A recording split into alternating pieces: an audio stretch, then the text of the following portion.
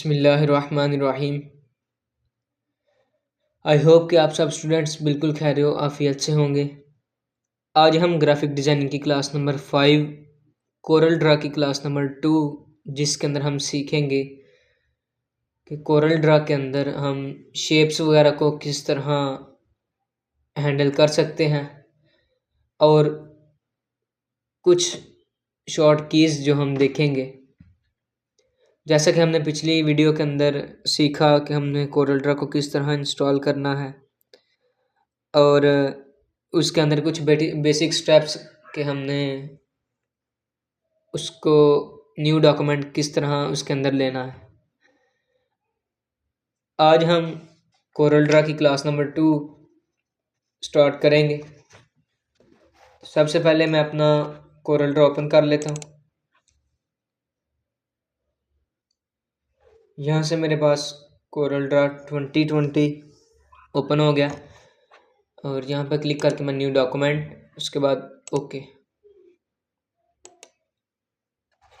इसके बाद जिस तरह हमने सीखा कि हम किसी भी टूल को यूज़ करने के लिए इसके ऊपर जाके सबसे पहले क्लिक करते हैं, फिर इसको ऐसे ड्रैग करके कोई भी टूल शेप ड्रा कर सकते हैं।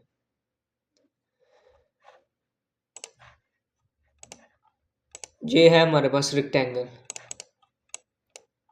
सबसे पहले एक बात याद रखें, जिस तरह मैं अभी इसी टूल पे अपने आया था रेक्टेंगल वगैरह डिज़ाइन करने, तो मैंने अपने मेन टूल, इसको बोलते हैं पिक टूल, हमने स्पेस प्रेस करनी है और अपने इस टूल के ऊपर चले जाना और फिर हमने इसकी कोई नेक्स्ट सेटिंग वगैरह करनी है। कल हमने सीखा कि हम इसका साइज़ वगैरह किस तरह चेंज कर सकते हैं। मैंने बताया कि हम इसका लॉक ओपन करेंगे सबसे पहले, उसके बाद मैं यहाँ पर करता हूँ 3.5 और इधर कर देता हूँ 4.5। ये हमारे पास इसका साइज़ आ गया। फिर मैं इसको लॉक ऑफ कर देता हूँ और हमारा ये डॉक्यूमेंट के यूनिट्स इंचेस में होने चाहिए, ये भी हमने सीखा। और आज हम सीखेंगे कि हम अपनी शेप वगैरह को रोटेट किस तरह कर सकते हैं। इसके ऊपर मैं सिंपली क्लिक करता हूँ, एक और इसके ऊपर क्लिक करता हूँ तो ये मेरे पास एक रोटेशन वाली ऑप्शंस आ जाएंगी। इस कॉर्नर से करता हूँ नीचे की तरफ तो ये इस तरह रोटेट हो जाएगा, और अगर इस कॉर्नर से करता हूँ तो जिस तरह, यानी कि हम जिस तरह मर्जी चाहे हम इसको रोटेट कर सकते हैं। और ये रोटेशन हमारे इस सेंटर वाले पॉइंट के गिर्द रोटेट हो रही थी। इसका दूसरा तरीका ये है कि इसको रोटेट करने का, यहाँ पे हमारे पास एंगल शो हो रहा होता है, इसके ऊपर मैं लिख देता हूँ 75 एंटर करूँगा तो ये हमारे पास 75 डिग्री के एंगल पे ये रेक्टेंगल ड्रा हो गई है कि उसका एंगल 75 डिग्री हो गया। ये था हमारे पास रोटेशन का। अब इसको मैं कर देता हूँ 0, ये हमारे पास नॉर्मल।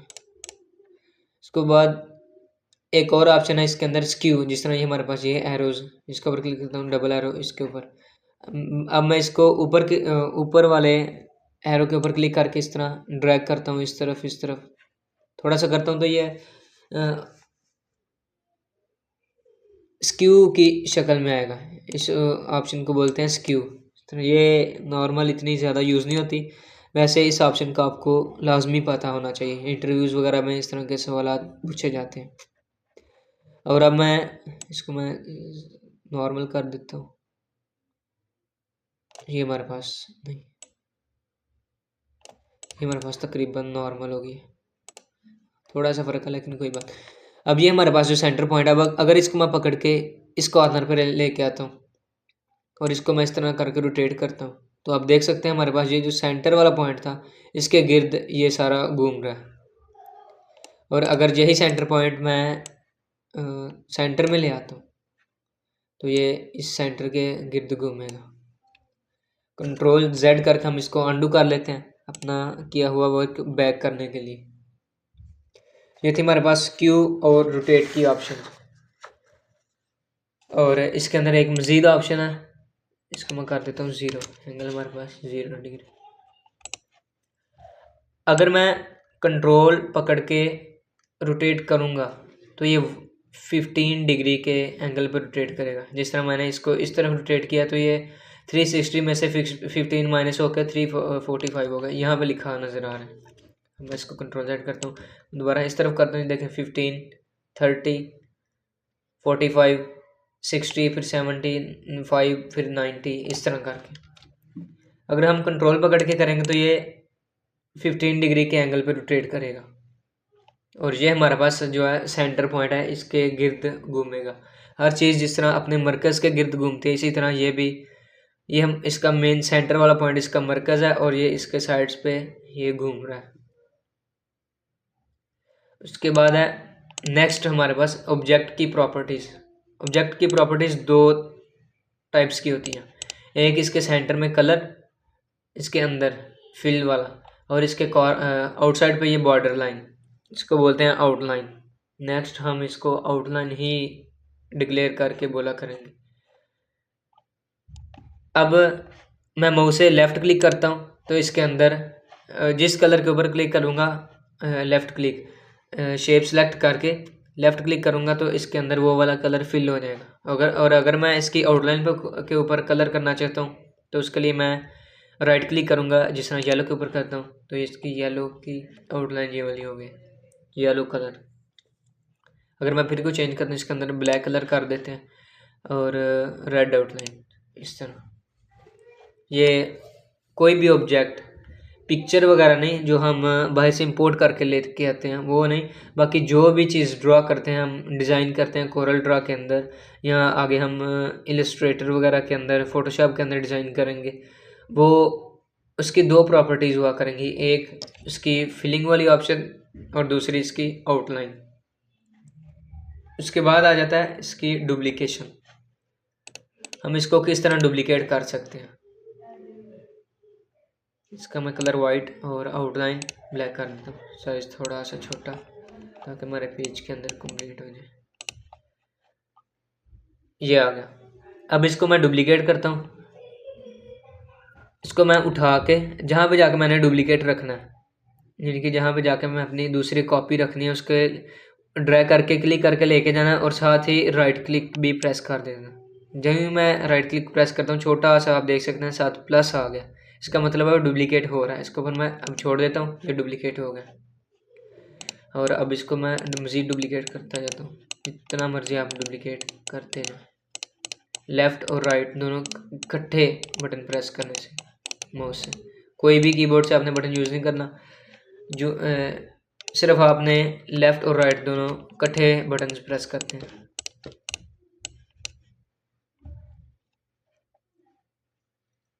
और इसकी शॉर्ट की कंट्रोल डी प्रेस करता हूँ, डुप्लीकेट होता जाए। कंट्रोल Z करके बैक लेता हूँ, क्योंकि हमें बस सिंगल ही चाहिए।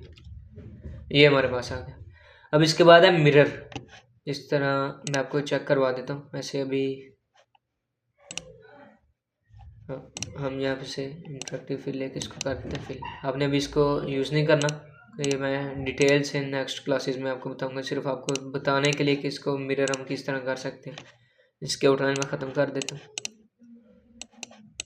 ये है हमारे पास। अब इसको मैं मिरर करता हूँ। देखें हमारे पास दो ऑप्शन है मिरर की, एक टॉप टू बॉटम और दूसरा लेफ़्ट राइट। इस तरह मैं कर लेता हूँ ताकि कॉर्नर में हमें वैसे भी पता लग जाए। ये हमारे पास। अब इसको मैं इस मिरर से करना हूँ हॉरिजॉन्टली, तो ये लेफ़्ट टू राइट होगा इस तरह मिरर, और वर्टिकली करता हूँ तो ये ऊपर से नीचे और नीचे से ऊपर, ये हमारे पास रोटेट हो रहा है, मिरर इसका हो रहा है। और इसकी रोटेशन भी हम इसको रोटेट भी इसी तरह कर सकते हैं, जिस तरह ये 180 पे आ गया। अब इसको मैं दोबारा करता हूँ, ये 360 पे आ गया, दोबारा करता हूँ, फिर 180, 0 कर देता हूँ। ये हमारे पास आ गया। ये थे मिरर की ऑप्शंस। इसके बाद है रिपीट। जिस तरह हम कोई भी काम करते हैं, हमने इसको रिपीट वगैरह करना हो, यहाँ पे मैं आपको एक फ्लावर बना के दिखाता हूँ, फिर उससे आपको सही समझ आ जाएगा। ऐसे मैं इस तरह करके एक ओवल शेप का सर्कल ले लेता हूँ। इसके बाद अपने पिक टूल पे, फिर इसके ऊपर क्लिक करके इस सेंटर पॉइंट को मैं उठा के नीचे ले आता हूँ। उठाने के बाद इसको मैं थोड़ा सा नैरो कर देता हूँ। उठाने के बाद मैं इसको पकड़ के इस तरह रोटेट करता हूँ और साथ में कॉपी भी कर लेता हूँ। कॉपी करने के बाद अब इसको मैं करता हूँ कंट्रोल आर, ये काम को रिपीट करेगा। ये देखें मैंने कॉपी भी किया और रोटेट भी किया, दोनों काम इकट्ठे किए थे, इसी वजह से ये दोनों काम अब इकट्ठे भी हो रहा है, साथ रोटेट भी हो रहा है और ये डुप्लीकेट भी हो रहा है। मैं कंट्रोल आर प्रेस करता हूँ, ये हमारे पास है। अब इसके अंदर मैं एक कलर कर देता हूँ, ये नहीं वाइट करता हूँ, सही निकली, ये हो गया। अब इसके ऊपर मैं सर्कल ले आता हूँ और इसके अंदर ये वाला कलर कर देता हूँ, कलर वाइट, यहाँ से ये हमारे पास एक फ्लावर आ गया। आपकी असाइनमेंट भी इसी तरह के फ्लावर्स और इसी तरह की चीज़ें आपने डिज़ाइन करनी है खुद अपनी सोच के साथ। हम भी इंशाल्लाह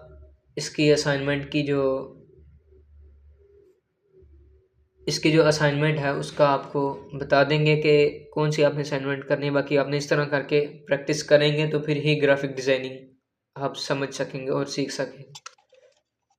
ये हमारे पास फ्लावर आ गया। अब देखें मैं सर्कल लेता हूँ तो मैं इसको ड्रा करता हूँ, कहीं से छोटा हो रहा है कहीं से बड़ा, सही इक्वली ड्रा नहीं हो रहा। इसके लिए आपने क्या करना है, सर्कल ही नहीं कोई भी रेक्टेंगल ले रहे हैं, स्टार ड्रा कर रहे हैं, कोई भी चीज़ आप ड्रा कर रहे हैं, उसके लिए मैं इसको साथ ही कंट्रोल प्रेस कर देता हूँ तो ये बिल्कुल इक्वल साइज़ में हो रहा है। साइज़ आप हम देखने के लिए यहाँ से जाके देखते हैं डायमेंशन से, ऑब्जेक्ट साइज़ में, साइज़ बॉक्स में, इसको डायमेंशन वगैरह भी बोलते हैं। ये हमारे पास 1.75 1.75 ये हमारे पास साइज़ इक्वली आ रहा है। इसके बाद हम मज़ीद ऑप्शन हैं और इसी तरह की सीखते हैं। मैं इसको एक फिर इस तरह कर लेता हूँ, इसको पकड़ के नीचे रख लेता हूँ, यहाँ करके मैं इसकी कॉपी करता हूँ, फिर डुप्लीकेट। इसके अंदर मैं साइज़ वाइट कर लूँ कलर, और इसको मैं पकड़ के अंदर की तरफ इस तरह डुप्लीकेट कर और एक मज़ीद कर देता हूँ। ये हमारे पास एक मज़ीद डिज़ाइन बन गया। डिज़ाइन तो नहीं, वैसे हम प्रैक्टिस के लिए ये वर्क कर रहे हैं। इंशाल्लाह जो ही हम अपनी नेक्स्ट क्लासेस देखेंगे सीखेंगे उनके अंदर हम मज़ीद ऑप्शंस देख के काफ़ी अच्छे इंशाल्लाह डिज़ाइन किया करेंगे। अब मैं कंट्रोल पकड़ के इसको कर रहा हूँ और इसके अंदर मैं कलर कर रहा थोड़ा सा ब्लैक, फिर इसके अंदर मैं एक छोटा सा साइज़ जिस तरह सीडी होती है वो मैं डिज़ाइन कर रहा हूँ। इसके अंदर थोड़ा सा डार्क, फिर अंदर से वो वाइट, ये इसको उठा के इधर रख देता हूँ और फिर इसका एक ले लेता हूँ डुप्लीकेट लेने के बाद इसको मैं ऊपर से इस तरह स्ट्रेच कर देता हूँ। स्ट्रेच करने के बाद मैं इसको थोड़ा सा ऊपर उठा के शिफ्ट के साथ बिल्कुल सीधा ऊपर उठेगा और इस तरह करके कर देता हूँ। प्रोजेक्ट बिल्कुल थोड़ा होगा इतना। अब मैं इसको कर रहा हूँ कंट्रोल आर, ये हमारे पास में इस तरह ये शो हो रहा है कि हमने कोई सीडी की इस तरह तय लगाई हुई है, काफ़ी ज़्यादा सीडीज पड़ी हुई है।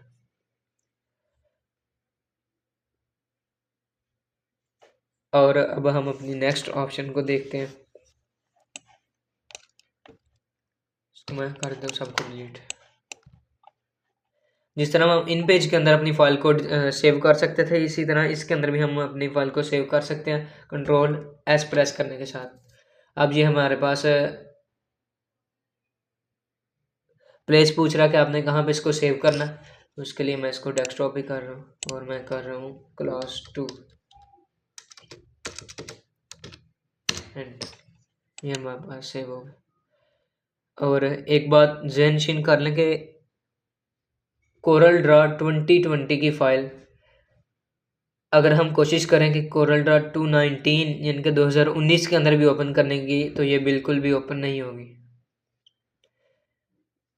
हाई लेवल की फ़ाइल लो लेवल वेरिएंट में कभी भी ओपन नहीं हो सकती। लो लेवल की फ़ाइल अप वेरिएंट में ओपन हो सकता है। जिस तरह ये 2020 की फ़ाइल है, मैं इसको 2021 22 23 24 और इस तरह अप टू 7 जितने भी वेरिएंट्स हैं इससे अप, वो हम इसके अंदर ये फाइल हम उनके अंदर ओपन कर सकते हैं, लेकिन 21 इससे अब जो है उनकी फाइल इसके अंदर ओपन नहीं कर सकते। एक बात ये भी आपने ज़हन नशीन रखनी है। उसके बाद हमारे पास कुछ ऑप्शन आ जाते हैं जूम की। जिस तरह आपको भी काफ़ी डिफ़िकल्टीज़ का, मुश्किलात का सामना करना पड़ रहा था इसके जूम के हवाले से।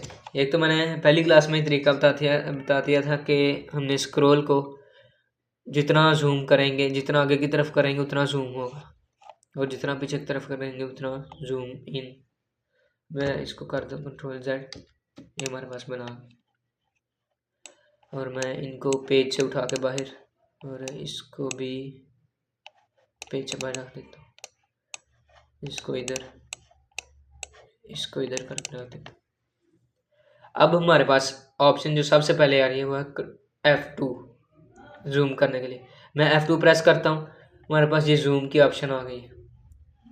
F2 प्रेस करने का मतलब है कि आप जोन सा मर्जी एरिया जो आप महसूस करेंगे, इस तरह ड्रैग करके इसके ऊपर मैं क्लिक करता हूँ, इतना मैं चाह रहा हूँ कि मेरे पास जूम हो जाए। अब मैं इसको छोड़ता हूँ तो मेरे पास इतना जूम हो गया, इतना एरिया।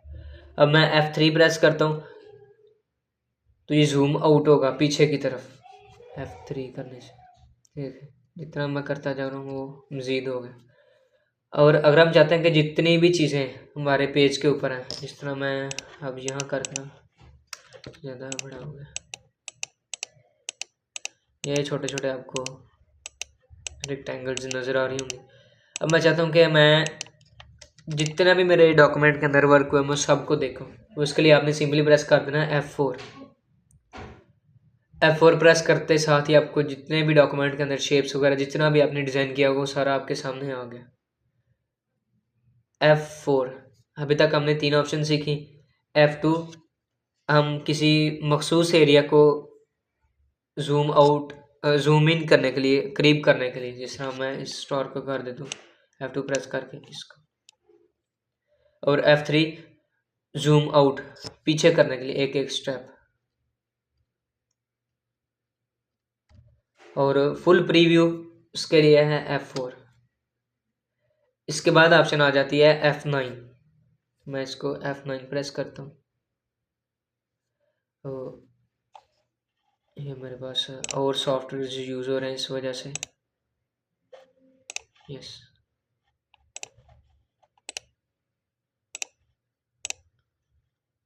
इसको मैं एग्जिट करके, आपके पास नहीं ऐसा होगा क्योंकि आपने के पास ये वाला सॉफ्टवेयर वगैरह नहीं। अब मैं इसको F9 प्रेस करता हूँ, शायद फिर नहीं, मेरे ख्याल से फिर ओपन हो गया। हाँ, ये अब हो गया। मैं दोबारा करके दिखाता हूँ। F9 में प्रेस करता हूँ तो हमारे पास जितना भी साइड पे कोरल ड्रा के अंदर टूल बार्स, जितनी भी स्टेटस बार मेन्यू वगैरह, यानी कि उसका जो प्रीव्यू था कि जो शो हो रहा था कि काम कोरल ड्रा के अंदर हमने डिज़ाइन किया है, उसको ख़त्म करने के लिए हमारे पास एक सिंपल वाइट पेज आ गया पूरी स्क्रीन के ऊपर, और उसके ऊपर सारा वर्क शो हो रहा है।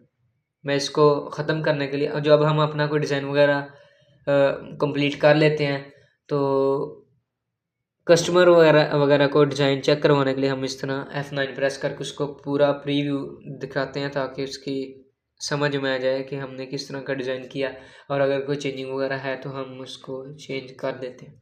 अब इसको ख़त्म करने के लिए मैं प्रेस कर रहा हूँ एस्केप। कीबोर्ड के कॉर्नर के ऊपर लेफ़्ट साइड पे बिल्कुल टॉप पे कॉर्नर के ऊपर ESC लिखा होता है, एस्केप। उससे हम किसी भी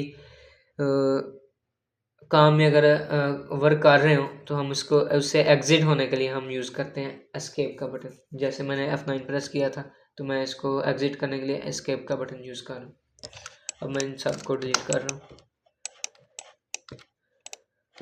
ऊपर क्लिक करते जाना और डिलीट का बटन प्रेस कर देना, डिलीट हो जाए। अब मैं इसको प्रेस कर रहा हूँ F4, ये हमारे पास आ गया। अब फ़र्ज़ करें मेरे पास ये चीज़ सिलेक्ट मैंने की हुई है, इसको मैं शिफ्ट F2 प्रेस करूँगा तो जो भी चीज़ मैंने सिलेक्ट की है वो हमारे पास सामने प्रीव्यू में आ जाएगी, सिलेक्शन की हुई। एक तो था खाली F2, इसको मैं F4 कर रहा हूँ, F2 ओनली F2 प्रेस करूँगी तो ये इस तरह का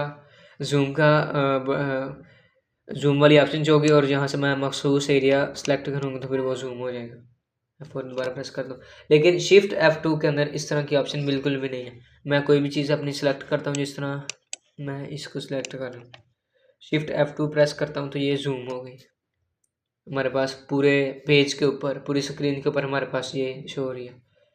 अब मैं इसको फिर F4, अब देखें F4 करने से मेरे पास जितना भी डॉक्यूमेंट के अंदर हमने वर्क किया था वो मेरे पास शो हो रहा है। लेकिन शिफ्ट F4 करने से मेरे पास जो पेज है उसका पूरा प्रीव्यू आ गया। उसने चीज़ों को नहीं देखा कि जो डॉक्यूमेंट्स के अंदर बनी हुई हैं, उसने सिर्फ और सिर्फ पेज के ऊपर फोकस किया। जो मेरे पास पेज है उसने बिल्कुल प्रीव्यू सामने ले आया कि हमारे पास ये वाला पेज है। उम्मीद करता हूँ आपको ये वाली क्लास समझ में आई होगी। एक मरतबा मैं दोबारा सारी चीज़ें रिवीजन कर रहा हूँ। सबसे पहले हमने सीखा कि हम अपनी किसी भी शेप वगैरह को किस तरह रोटेट कर सकते हैं। जैसे मैं इधर करता हूँ तो स्पेस बार प्रेस करके मैं अपने टूल पे जा रहा हूँ, पिक टूल पे। फिर इसके बाद मैं इसको पकड़ के इस तरह करके रोटेट कर लेता हूँ। फिर इसके बाद हमारे पास दूसरी ऑप्शन है ये एंगल से मैं इसको 75 करता हूँ तो ये 0 सेलेक्ट। और सेंटर पॉइंट ये है। अब इसको मैं इस साइड पे लेके आता हूँ तो फिर भी ये इसी के गिर्द घूमेगा, जिस तरह सूरज भी अपने मरकज के गिर्द घूमता है, ज़मीन जिस तरह सूरज भी अपने मरकज के गिर्द घूमता है, इसी तरह ये भी अपने मरकज के गिर्द घूम रहा है। क्योंकि आला हजरत ने फरमाया कि ज़मीन साकिन है, इस वजह से ज़मीन साकिन ही है। और इसके ऊपर हमने बाकायदा तहकीक भी की हुई है कि किस तरह साकिन है। चले नेक्स्ट देखते हैं। इसको मैं पकड़ के रोटेट कर रहा हूँ तो ये अपने मरकज़ के गिर्द घूम रहा है। इसको मैं सेंटर में रख रहा हूँ तो ये यहाँ पे रोटेट करेगा। और इसके बाद हमने इसको स्क्यू करना सीखा इस तरह करके। वो इतना इम्पोर्टेंट नहीं है, लेकिन आपने इसको सीन लाजमी रखना है। इसके बाद हमने ऑब्जेक्ट की प्रॉपर्टीज़ के हम इसके अंदर कलर वगैरह किस तरह कर सकते हैं। लेफ़्ट और राइट क्लिक करने से, हम लेफ़्ट करेंगे तो फिल होगा, आउटलाइन के लिए हम राइट क्लिक करेंगे। इसके बाद हमने डुप्लिकेट करना सीखा, कंट्रोल-D।